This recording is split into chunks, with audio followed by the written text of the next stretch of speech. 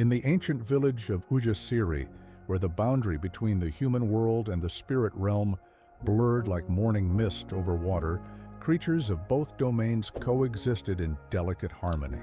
Among the villagers lived a woman whose beauty transcended ordinary description, Adanna, whose name whispered of her father's daughter, yet whose origins remained a mystery that tickled the edges of everyone's consciousness. Adanna moved through the village with graceful steps that barely disturbed the earth beneath her feet. Her eyes, deep pools of wisdom beyond her apparent years, reflected both moonlight and sunlight with equal intensity. Her voice carried the gentle cadence of flowing water, soothing those fortunate enough to hear it. The villagers, enchanted by her presence, gravitated toward her naturally, like moths to the warmest flame. Adanna, the men would approach her. At the marketplace, their voices hopeful yet trembling slightly. "Your beauty outshines the morning sun. Would you consider becoming my wife?" Their proposals came daily, some accompanied by elaborate gifts, others by heartfelt poetry. With a smile that conveyed both gratitude and gentle refusal, Adanna would respond, "I appreciate your kind words, but marriage is not my path. Not yet." Her rejection carried no sting, leaving her suitors disappointed but never bitter, another curious quality that set her apart.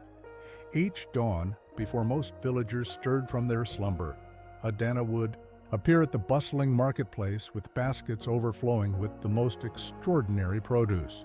Her fruits gleamed with unnatural perfection, mangoes sweeter than honey, guavas more fragrant than perfume, and vegetables so crisp they seemed to have been harvested moments before. Customers flocked to her stall, not just for the quality of her goods, but for the brief interaction with the enchanting Adanna. "These tomatoes have healed my mother's cough," one villager would whisper to another. "My child's fever broke after eating Adanna's papaya," another would confirm with knowing eyes. Yet for all her integration into village life, Adanna remained an enigma wrapped in mystery. No one knew where she disappeared to when the shadows grew long and the market closed. None had seen her home or met her family. She would gather her unsold items, bid everyone farewell with that mesmerizing smile, and vanish into the gathering dusk. Where does she go? The village elders would ponder during their evening gatherings. Perhaps she lives among the spirits in the sacred forest, some suggested, their voices lowering respectfully. Or maybe she transforms into a bird and flies. To the mountains, others proposed. Adanna kept her secrets close, content to serve the community while maintaining the sacred boundary between her public persona and private world. She existed in perfect balance, like a dancer poised on a single toe, present yet somehow ethereal, known yet fundamentally unknowable. The villagers' curiosity bubbled beneath the surface of their interactions with her, yet respect prevented them from prying too deeply. Adanna had earned her privacy through her generosity and kindness. They accepted the mystery as part of her charm, another facet of the gem that brightened their community. And so, life continued in Ujasiri, the rhythm of days marked by Adanna's appearance at dawn and disappearance at dusk, a constant amid them all, changing seasons as reliable as the sun's journey across the sky. Until the day Jabari arrived, the morning dawned like any other, the air thick with promise and the scent of rain-soaked earth. Adanna arranged her wares with practiced precision, her fingers dancing lightly over each item as if bestowing a final blessing. The first customers began to arrive, exchanging greetings and coins for her treasures. Then a hush fell over the marketplace. Heads turned, conversations paused mid-sentence. A stranger walked among them, tall and broad-shouldered, moving with the confident grace of a leopard. His skin gleamed like polished ebony in the morning light, and his eyes, sharp, intelligent, and curiously gentle, surveyed the market with interest. "Who is he?" whispered the village women, their gazes following his progress through the stalls. "Jabari," someone replied. "A traveler from the distant western lands.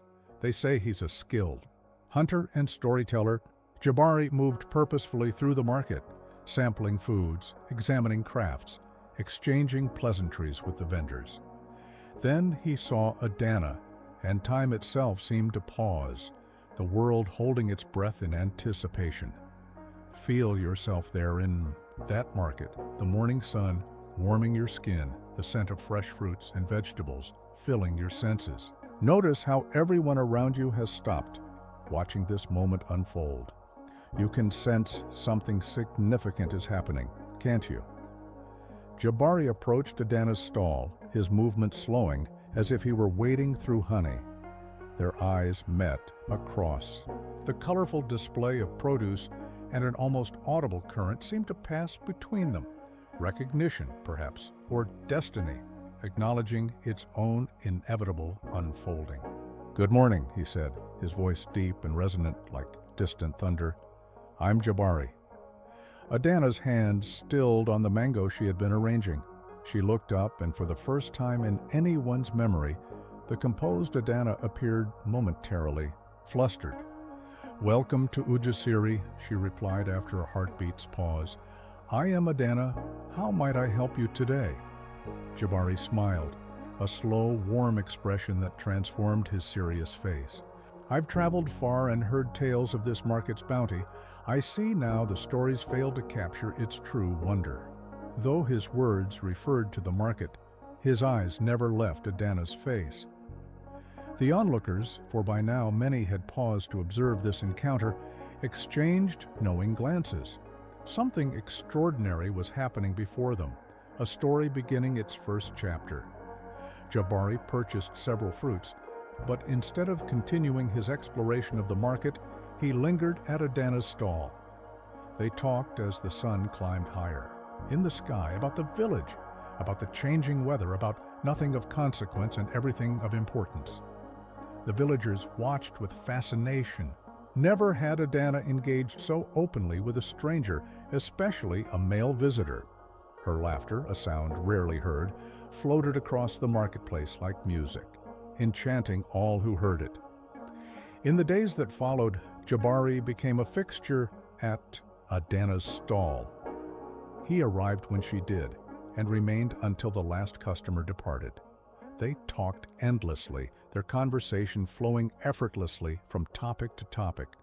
The villagers observed with approval and curiosity as the mysterious Adanna gradually opened herself to this newcomer. "She's different with him," noted the village herbalist to her apprentice. "Watch how her eyes follow him, how she leans toward his words like a flower-seeking sun. Do you think she'll finally settle down?" her apprentice wondered. The herbalist shrugged.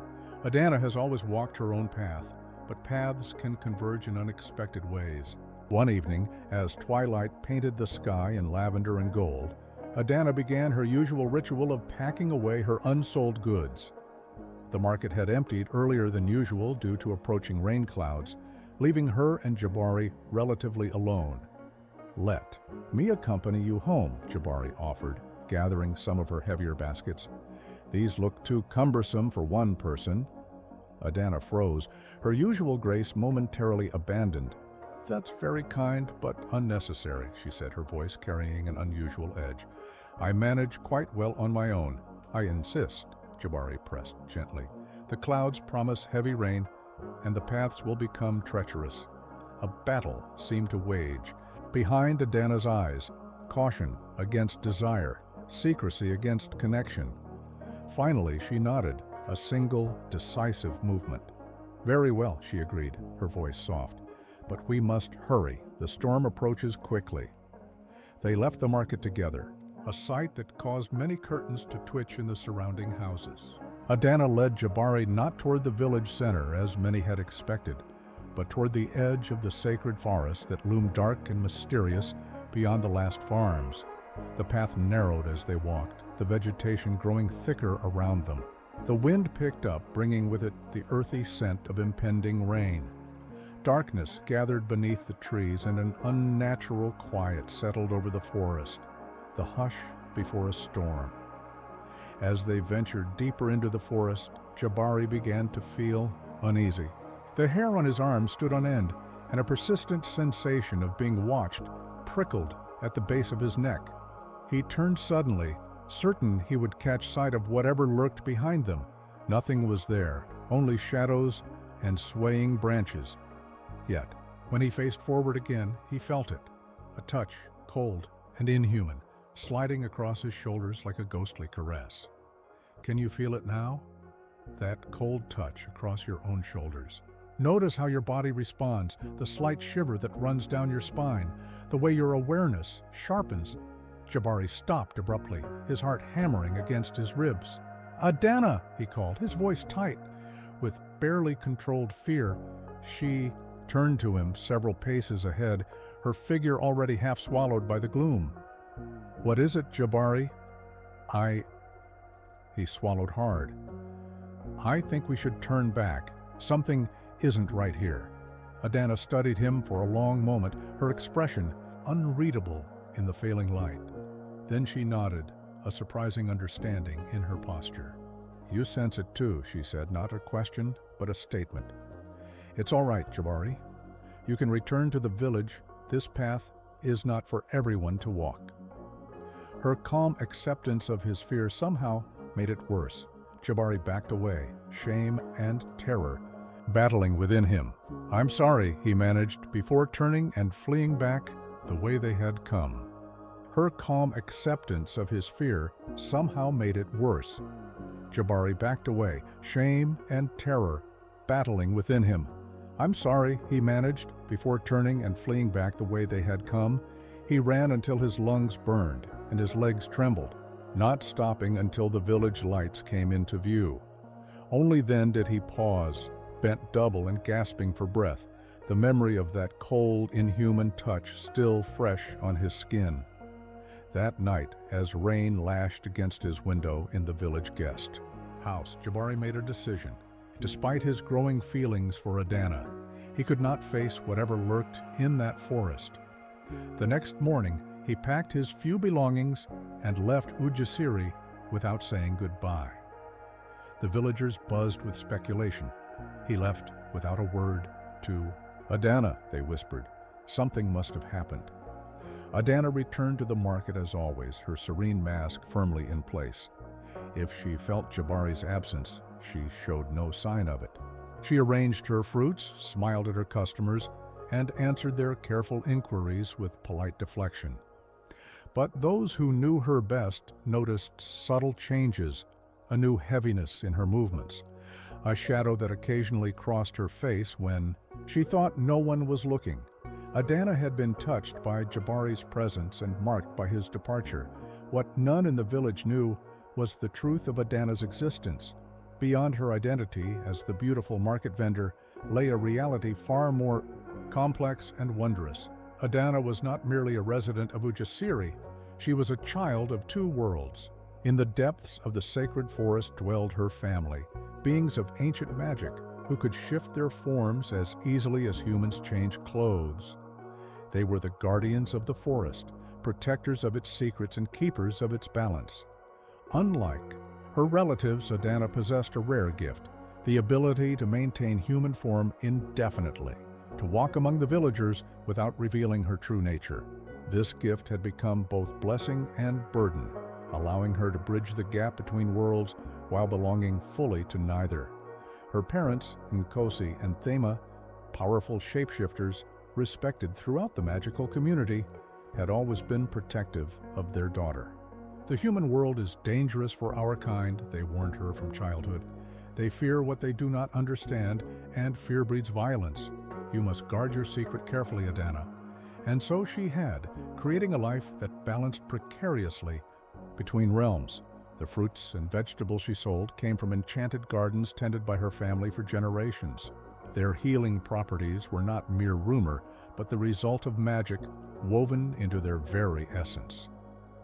When Jabari entered her life, Adanna felt something she had never experienced before, a connection that transcended the boundaries she had so carefully maintained.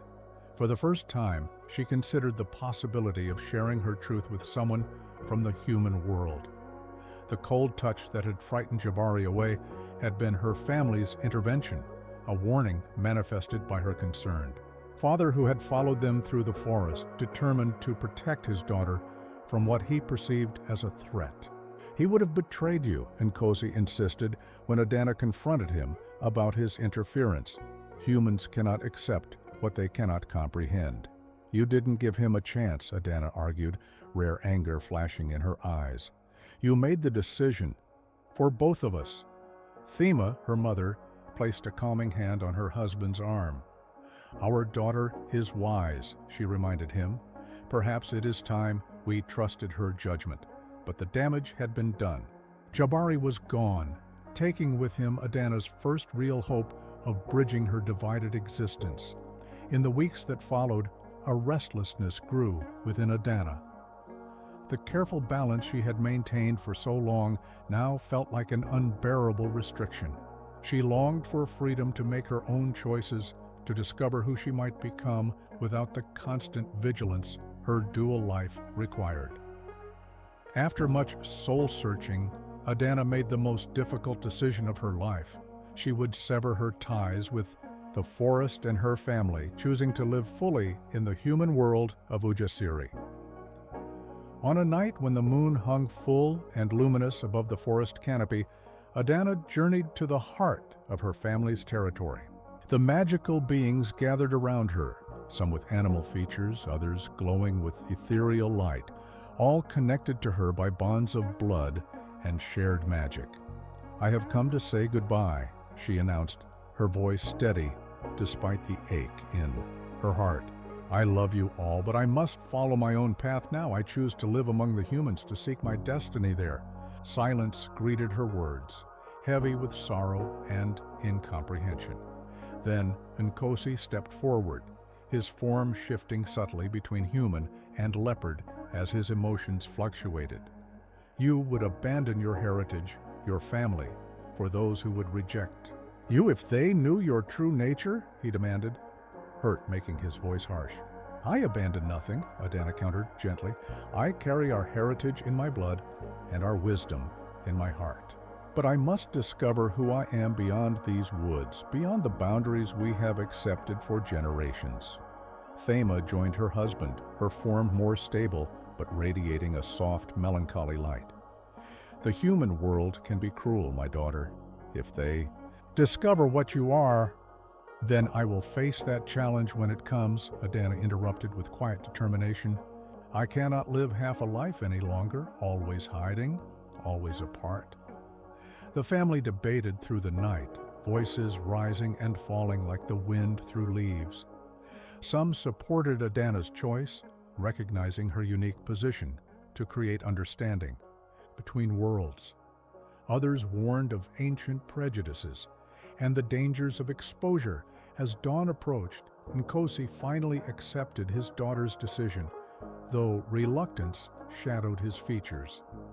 If this is truly your wish, we will not stand in your way, he conceded, but hear this warning. The human heart is fickle and prone to fear. Guard yourself well, daughter. Thema embraced Adanna, passing to her a small amulet of polished wood. For protection, she murmured, and to remind you that whatever path you walk, you are never truly alone. With a heavy heart but resolute spirit, Adanna bid farewell to her family and the only home she had ever known. She walked out of the forest as the first rays of sunrise painted the trees in gold, symbolically leaving behind the shadows for the clear light of her chosen future. Imagine that feeling of walking toward a new beginning, the mixture of trepidation and excitement. Feel the weight of the decision in your chest, alongside the lightness of newfound freedom. Each step Adanna takes is a step you've taken in your own life when choosing a new direction. In Ujasiri, Adanna established herself more permanently. She rented a small house on the village outskirts, close enough to be part of the community, but with enough privacy to occasionally practice the small magics that were as natural to her as breathing. She expanded her market business, becoming an integral part of village life, while carefully maintaining the secret of her origins. Yet, despite her integration into human society, Adanna soon discovered that severing her familial bonds had consequences she hadn't anticipated. Strange dreams plagued her sleep, visions of the forest in distress, of her family calling out to her. She would wake with tears on her cheeks and an inexplicable sense of loss. More troubling still, she began to feel her magical abilities weakening. The fruits and vegetables she grew no longer possessed the same vibrant energy. Small transformations that once came effortlessly now required intense concentration. It was as if her connection to her true nature was slowly fading, like a vibrant fabric bleached by relentless sun. Desperate for answers, Adanna sought out the only being who might help her, Mwana Juma, the ancient wise woman who lived at the crossroads between the village and the sacred forest. Mwana Juma was known to straddle both worlds, respected by humans for her healing knowledge and by magical beings for her understanding of ancient ways. Adanna approached the wise woman's dwelling, a curious structure that seemed to blend organically with the surrounding landscape, neither fully building nor fully nature. Smoke with an aromatic scent curled from its chimney, and strange charms hung from nearby trees, tinkling softly in the breeze. "I have been expecting you, daughter of two realms," Mwana Juma called before Adanna could announce herself. The old woman appeared in the doorway, her dark skin mapped with wrinkles that spoke of centuries rather than decades. Her eyes, clear and penetrating, seemed to look through Adanna rather than at her. "You know who I am," Adanna stated, not entirely surprised. Mwana Juma's laugh was like dry leaves rustling. "I have known your family since before your grandparents' drew breath. Come in, child. The answers you seek require tea and time." Inside, the dwelling defied spatial logic, appearing far larger than its exterior suggested. Herbs hung in bunches from the ceiling, and shelves lined with jars, books, and curious objects covered every wall. At the center stood a hearth where a small fire burned with flames of unusual blue-green hues. "You have cut yourself off from your roots," Mwana Juma observed as she prepared a steaming infusion in 2 clay cups. "And now you wither like a transplanted seedling without water." "I thought I could live fully in the human world," Adanna admitted, accepting the offered cup. "I didn't realize that your magic is not a separate thing from yourself, but the very essence of your being," Mwana Juma finished for her. "No creature can deny its nature without consequence, child. The magic you were born with cannot be discarded like an unwanted garment." Adanna sipped the tea, which tasted of forest mornings and starlit midnights. "What can I do? I cannot return to my old life. I've chosen my path." "Perhaps," Mwana Juma said thoughtfully, "the problem lies not in your choice to live among humans, but in your rejection of your heritage.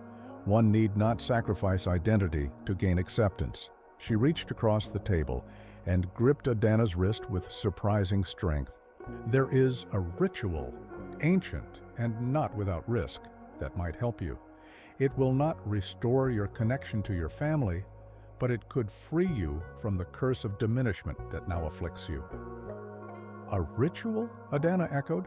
"What kind of ritual?" "A severing, but not of magic, from self. Rather, a cutting of the invisible ties that bind you to your family's influence. They love you, but their disappointment in your choice has manifested as a spiritual tether that drains your essence. This ritual would make you truly independent, your magic yours alone, not a shared reservoir connected to your lineage." Hope flared in Adanna's heart. "I'll do it, whatever it requires." Mwana Juma's expression grew serious. "Be certain, child. Once done, it cannot be undone, and your family will feel it like a physical blow, the pain of final separation." Adanna hesitated, imagining her parents' grief. But the alternative, slowly losing her true self, was unthinkable. "I am certain," she said firmly. "Tell me what must be done." The preparation took 7 days. Adanna gathered rare herbs under specific phases of the moon, created complex patterns with colored sands, and fasted from sundown to sunrise each day. On the seventh night, when the moon was just a sliver in the sky, she returned to Mwanajuma's dwelling for the culmination of the ritual. The wise woman had transformed her home for the occasion. The furniture had been pushed aside to reveal a circular pattern inscribed on the floor, spiraling symbols that seemed to move when viewed from the corner of the eye. Candles of various colors burned at strategic points, their flames perfectly still despite the night breeze that found its way through cracks in the walls. "Remove your shoes and outer garments," Mwanajuma instructed. "Then step into the center of the circle." Adanna obeyed, her skin prickling as she positioned herself at the heart of the pattern. The painted symbols seemed to pulse beneath her bare feet, as if responding to her presence. Mwanajuma began to chant in a language so ancient it predated human settlement in the region. As the words flowed, Adanna felt a change in the air, a thickening, a gathering of unseen energies. The candle flame stretched toward the ceiling, changing colors in response to the chant's shifting cadence. "Now," Mwanajuma said during a pause, in her incantation, "you must declare your intention. Speak your truth, Adanna. Name your desire." Adanna closed her eyes, centering herself in the moment. When she spoke, her voice resonated with power she hadn't felt in weeks. "I, Adanna, daughter of Nkosi and Thema, child of forest and village, choose independence. I release my family's hold on my spirit while honoring the heritage they have given me. I claim my magic as my own, not severed from its source, but flowing freely through my choosing." As the last word left her lips, the symbols beneath her feet erupted in golden light. Energy coursed upward through her body, lifting her hair and making her skin glow from within. For a moment that stretched into eternity, Adanna felt connected to everything, every tree in the forest, every stone in the village, every star in the sky above. Then came pain, sharp and unexpected, as if a physical cord within her chest had been violently cut. Adanna gasped, doubling over as the sensation radiated through her body. Somewhere distant, yet impossibly close, she heard her mother's cry of anguish, her father's roar of rage and grief. "It is done," Mwanajuma announced, her own voice strained with the effort of the ritual. "The connection is severed. Your magic is yours alone now, bound to no family lineage." Adanna sank to her knees, tears streaming down her face, tears of both relief and mourning. She felt lighter, as if a weight she hadn't fully acknowledged had been lifted. Yet there was emptiness too, a hollow space where the constant presence of her family had resided. "What have I done?" she whispered. "What was necessary," Mwanajuma answered simply. "Rest now. Tomorrow you begin your life truly on your own terms." As Adanna slept that night, back in her small house at the edge of the village, her mother Thema stood in the heart of the sacred forest, her face wet with tears. "She is gone from us now," Thema told the gathered family members. "The bond is broken." Nkosi, still in his half-leopard form, paced angrily. "She has rejected us completely," he growled. "After all we have done to protect her?" "No," Thema corrected gently. "She has claimed her independence. There is a difference." But the pain of separation had turned to bitter resentment in Nkosi's heart. "If she chooses the human world so completely, then let her experience its limitations," he declared. "I place upon her this curse. May she never find true happiness among those she has chosen over her own kind. May every human connection bring her nothing but heartache and disappointment." The assembled family gasped at the severity of his words. Curses were not spoken lightly among their kind, for they carried power that, once released, could not easily be reclaimed. Thema grasped her husband's arm. "Do not do this, my love. Your pain speaks, not your wisdom." But it was too late. The curse had been uttered, taking form as a dark mist that swirled upward through the forest canopy, seeking its target in the sleeping village beyond. As it settled over Adanna's home, weaving itself into her newfound independence, she stirred restlessly in her sleep. unaware that her father's wounded pride had just cast a shadow over her future among the humans she had chosen. Feel that shadow passing over you now, the slight chill that accompanies it. Notice how it creates a feeling of anticipation, knowing that challenges lie ahead. In the months that followed, Adanna flourished in her new life. Free from the constraints of her dual existence, she became more involved in village affairs, sharing her knowledge of plants and healing while carefully concealing its magical origins. The villagers embraced her more fully, appreciating her contributions and warm presence. Yet, true to her father's curse, whenever Adanna began to form deeper connections, particularly romantic ones, strange misfortunes followed. A farmer's son who courted her found his crops mysteriously failing. A craftsman who gifted her with intricately carved tokens of affection discovered his tools inexplicably damaged. Those who grew too close invariably withdrew, sensing the unusual pattern of ill luck that surrounded her. Adanna, unaware of the curse, began to wonder if perhaps her father had been right. Perhaps she was simply too different to ever truly belong among humans. A melancholy settled over her spirit, though she continued her daily work with quiet dignity. Then, one market day, nearly a year after she had left her family, a traveling merchant arrived in Ujasiri. Kofi was his name, a tall, dignified man, with intelligent eyes and an easy smile. He traveled throughout the region, trading fine fabrics and exotic goods from distant lands. The moment he entered the marketplace, a ripple of interest spread among the villagers. Newcomers always brought fresh news and different perspectives, especially welcome in their relatively isolated community. Kofi made his way through the market, greeting vendors and examining local crafts with genuine interest. When he reached Adanna's stall, he paused, his expression warming with appreciation. "Good morning," he greeted her, his voice melodious with the accent of southern regions. "I am Kofi. I've traveled through many villages, but I've never seen produce as exceptional as yours." Adanna looked up, prepared to offer her usual polite response to customers. But something in Kofi's genuine admiration gave her pause. "Thank you," she replied with a small smile. "I'm Adanna. What brings you to our village?" "Trade and curiosity," he answered, selecting a perfect mango from her display. "Every place has its stories and treasures. I collect both." Their conversation flowed easily, touching on his travels, the changing seasons, and the unique character of Ujasiri. Unlike the awkward advances she often received, Kofi's interest seemed sincere and undemanding. A simple connection between two people finding unexpected common ground.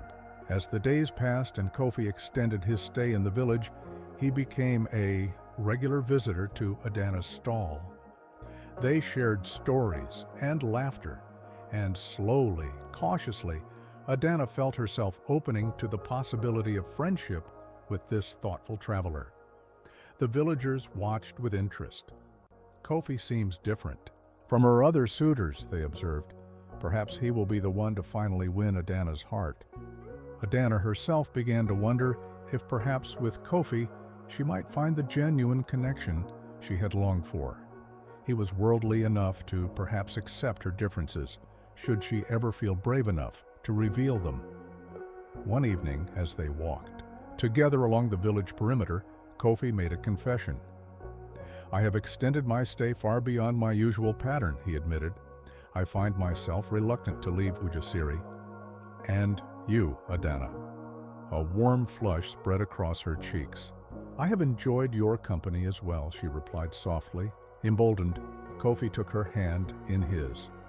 "I have a home in the southern capital," he told her. "I return there between trading journeys. It's a beautiful place, full of gardens and overlooking the great river. I would be honored if you would consider coming with me when I leave as my wife."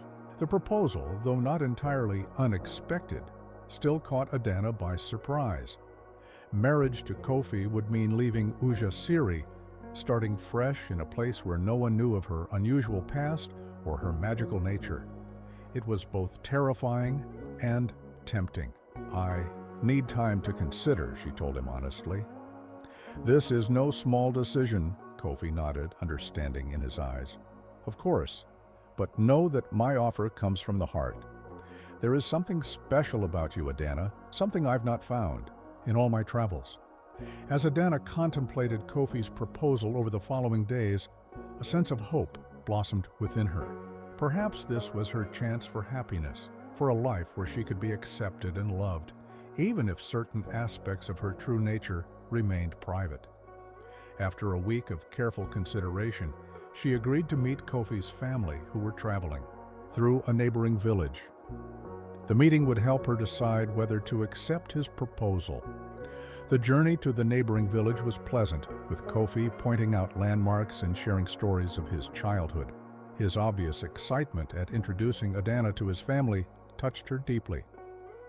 Upon arrival, they were greeted by Kofi's mother, Zalika, a regal woman with silver-streaked hair and penetrating eyes that seemed to assess Adanna's worth in a single glance. "So this is the woman who has captured my son's attention," Zalika said, her tone neutral but her gaze sharp. "Welcome, Adanna of Ujasiri." The evening that followed was tense despite Kofi's attempts to create harmony. Zalika questioned Adanna extensively about her family, her background, her reasons for living alone in Ujasiri.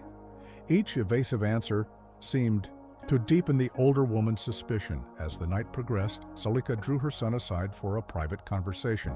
Adanna, left alone near the cooking fire, could not avoid overhearing their heated exchange. "There is something unnatural about her," Zalika insisted. "No normal woman lives as she does, without family or proper explanation."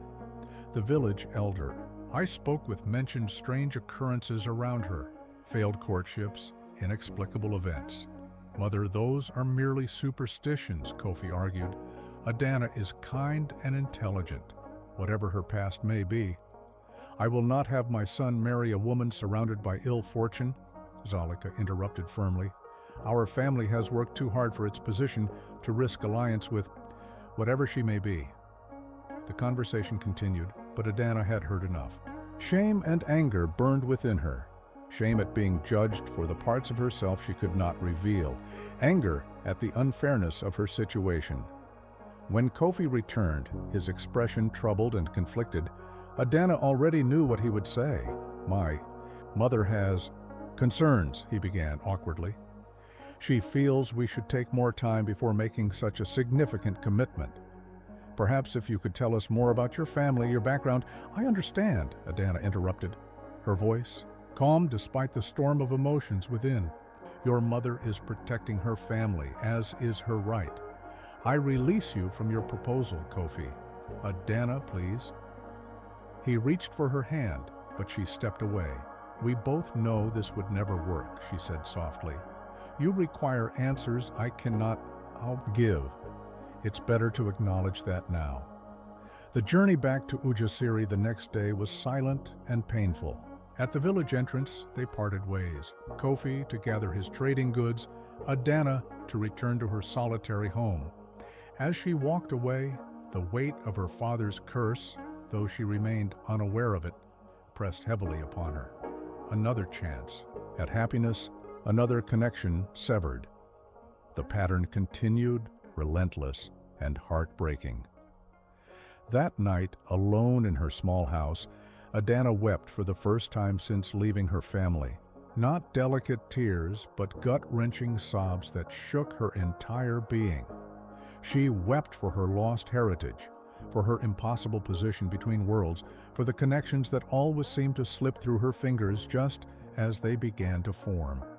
When the tears finally subsided, a new resolve took shape within her. She would not continue this way, constantly reaching for happiness, only to have it snatched away, forever straddling worlds without belonging fully to either. The next morning, Adanna returned to Mwanajuma's dwelling at the crossroads. The wise woman greeted her with knowing eyes, as if she had been expecting this visit. "The pattern repeats," Adanna said without preamble. "Every opportunity for happiness among humans dissolves before it can truly form. Is this my fate?" to be forever alone. Mwanajuma gestured for Adanna to enter. Inside, the dwelling seemed different, darker, more primal somehow, with shadows that moved independently of the light sources. What you experience is no accident of fate, Mwanajuma revealed as they settled by the hearth. It is a curse placed upon you by your father in his grief and anger when you severed your connection to the family. Shock and betrayal washed over Adanna. A curse? My own father cursed me? Pain makes creatures of all realms do regrettable things, Mwanajuma said gently.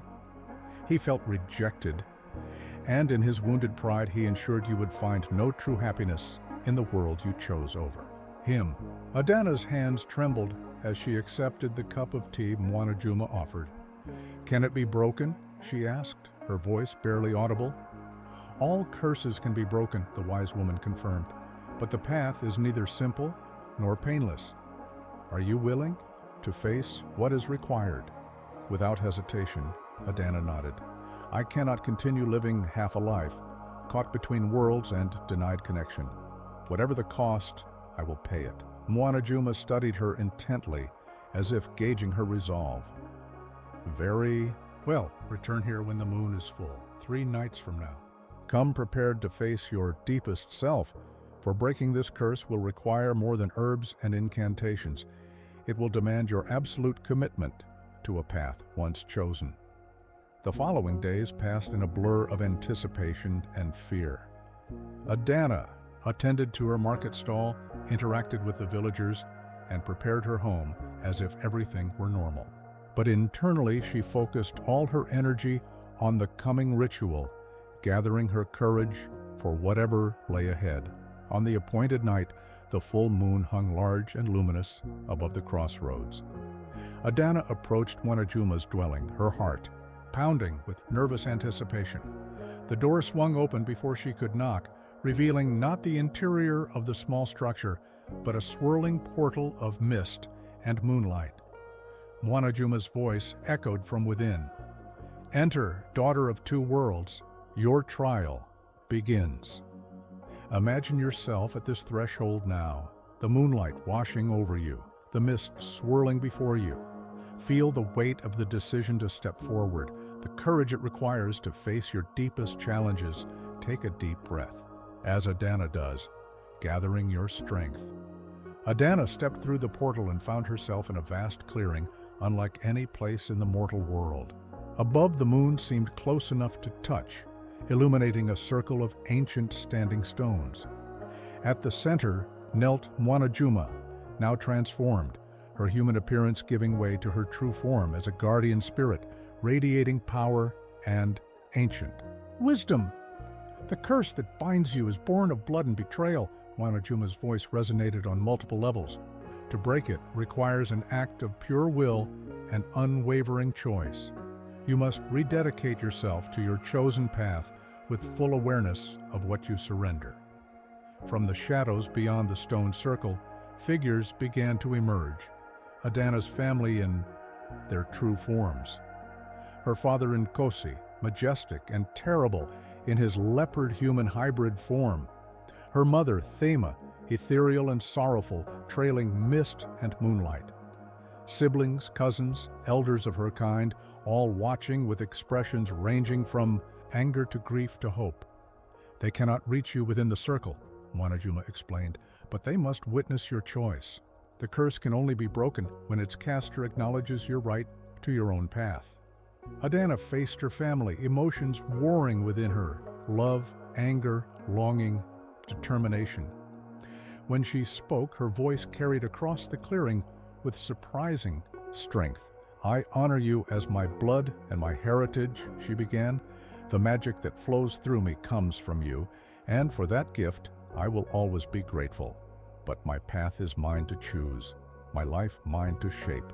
Father, she addressed Nkosi directly, meeting his fierce gaze without flinching. Your curse reveals more about your pain than my worth. I ask you now to release me, not from your heart, but from your bitterness. Nkosi growled, the sound reverberating through the clearing. You abandoned us, rejected our ways, chose humans over your own kind. Why should I release you to find happiness among them? Because I am your daughter, Adanna answered simply. And a parent's love should desire their child's joy even when they walk a different path.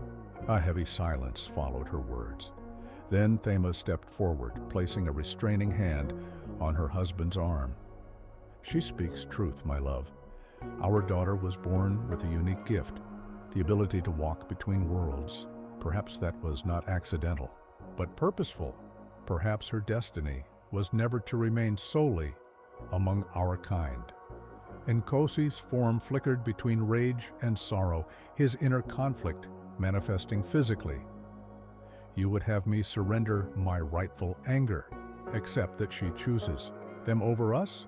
I ask you to surrender your curse, Adanna clarified, not your feelings. Feel what you must, but release me to find my own way, whether that leads to joy or sorrow, success or failure. Mwanajuma raised her arms, moonlight gathering around her hands. The moment of decision has come. Nkosi, guardian of the sacred. Forest, do you release your daughter from your curse? Will you allow her the freedom to forge her own destiny, for good or ill? The clearing held its breath. Adanna stood unwavering, her gaze locked with her father's. Finally, with a sound that was half roar, half sob, Nkosi nodded. I release you, he said, the words clearly costing him greatly. May you find what you seek, daughter of my heart, even if it is not among your own kind. Power surged through the circle of stones, a visible wave of energy that washed over Adanna like cleansing rain. She gasped as she felt the invisible chains of the curse dissolving, leaving her truly free for the first time since she had left her family. It is done, Mwanajuma announced. The curse is broken. You may now walk your chosen path without its shadow following you. The figures of Adanna's family began to fade, returning to the realm they inhabited. Before they disappeared completely, Thema approached the edge of the stone circle, as close as she could come to her daughter. Whatever happens, wherever your path leads, know that you are loved, she said softly. The door to your heritage will always remain open, should you ever wish to return. Then they were gone, leaving only Adanna and Mwanajuma in the moonlit clearing. The wise woman's form gradually shifted back to her human appearance, the extraordinary power she had manifested receding like a tide. What happens now? Adanna asked, feeling both lighter and somehow more solidly herself than she had in months. Now, you live, Mwanajuma answered simply. Truly live, without the artificially imposed failures the curse created. Your choices will be your own, your successes and failures authentic. That is the gift of freedom. A swirl of mist enveloped them, and when it cleared, Adanna found herself back at the crossroads. The wise woman's dwelling once again, just a simple structure before her. The full moon continued its journey across the sky, indifferent to the momentous changes that had occurred beneath its light. As Adanna walked back to the village, each step felt somehow more meaningful, more purposeful. The curse was lifted, but the path ahead remained her own to forge, filled with unknown challenges and possibilities. In the days that followed, subtle changes manifested in Adanna's life. Her magical abilities, which had waned after severing. Her family connection began to strengthen again, not flowing from her lineage, but growing from her own essence. The fruits and vegetables she sold regained their unusual vigor and healing properties, products of her own magic rather than her family's. The villagers sensed the change in her, though they couldn't identify its source. She seemed more present, more vibrant, her natural grace and beauty enhanced by a new inner confidence. Life continued its rhythm in Ujasiri. Seasons changed, children grew, elders shared their wisdom around evening fires. Adanna participated more fully in village life, no longer held back by fear of the curse's intervention. She developed genuine friendships, contributed her knowledge to community decisions, and slowly, cautiously, began to reveal small aspects of her true nature, to those she trusted most. Some months after the breaking of the curse, a traveler arrived in Ujasiri as the harvest festival approached. Nia was a healer from distant northern lands, traveling to expand her knowledge of medicinal practices across regions. When she encountered Adanna at the market, examining herbs with expert hands, a spark of recognition passed between them, not of prior acquaintance, but of kindred spirits. "You understand plants in a way few do," Nia observed after they had talked for some time. "Their language, their essence." Adanna studied the newcomer thoughtfully. There was something in Nia's eyes, a depth of perception that suggested she might see more than most humans. "Plants speak to those who listen," she replied carefully. "As I suspect you know," a smile curved Nia's lips. "Indeed, some of us hear more clearly than others." Thus began a friendship built on shared understanding and mutual respect. As the days passed, Adanna learned that Nia, too, walked between worlds. Not a shapeshifter like her family, but a human born with the rare gift of seeing beyond ordinary reality. The healer could perceive the energies that flowed through all living things, could communicate with nature's spirits, could recognize magical beings for what they truly were. "I knew what you were the moment I saw you," Nia confessed one evening as they sat together beneath the stars. "Not your specific nature. That remains your own to share or keep. But I recognized a fellow boundary walker. For the first time, Adanna found herself with a companion who understood her fundamental reality without requiring complete explanation. Nia accepted Adanna's partial revelations without pushing for more, respecting the privacy of her history while appreciating her present self. Their connection deepened naturally, two solitary beings finding unexpected companionship. Neither rushed, nor defined what grew between them, allowing it to unfold at its own pace. Friendship first, then something more intimate, a bond of choice rather than circumstance. When Nia eventually invited Adanna to travel with her, to explore the world beyond Ujasiri, the decision came without the turmoil of her previous crossroads moments. "I would like that," Adanna said simply, "to see new places, to learn different ways of being. But Ujasiri has become my home. I would want to return eventually." "Of course," Nia agreed easily. "Homes are not left behind when we explore. They remain our anchors, the places that hold part of our hearts." And so, as the next planting season approached, Adanna prepared for a journey, not an abandonment of her chosen life, but an expansion of it. She arranged for her small house to be watched over in her absence, assured her regular customers she would return with new knowledge and perhaps new seeds to share, and packed the few possessions that held meaning for her. The night before their departure, Adanna walked to the edge of the sacred forest. She did not enter. That threshold remained significant, representing a boundary she had chosen to cross permanently. But standing there beneath the ancient trees, she spoke softly into the darkness. "I am well," she said, knowing that somehow her words would reach those who might still listen. "I am free, and I am finding my way. Thank you for releasing me to my own path." A gentle breeze stirred the leaves in response, carrying the scent of familiar magic, acknowledgement perhaps, or simply the forest's eternal breathing. Adanna smiled, feeling neither triumphant nor regretful, just peacefully certain of her place in the world, between realms, but fully herself. The next morning, as dawn painted the eastern sky in gentle pink and gold, Adanna and Nia set out from Ujasiri.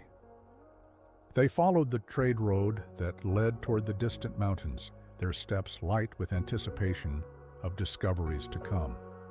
Behind them, the village awakened to its daily routines. Before them stretched an unknown future, and within Adanna, the magic of her heritage flowed in harmony with the choices of her making, no longer divided, but integrated, the joining of what she had been born with and what she had chosen to become. Her story had not ended, but transformed like her true nature. A continuing journey of becoming unfolding according to her own authentic design. As you reach the end of this tale, notice how Adanna's journey mirrors elements of your own experiences. The choices between different paths, the courage to break free from limitations, the discovery of authentic connection. Let these reflections linger as you return to your own reality, carrying with you the quiet magic of possibility that resides in all of us. If this enchanting tale resonated with you, remember that each of us walks between worlds in our own way, balancing different aspects of ourselves as we navigate life's complex journey. Share your thoughts on what this story awakened in you, and join our community of seekers and storytellers who find meaning in ancient wisdom reimagined for modern hearts.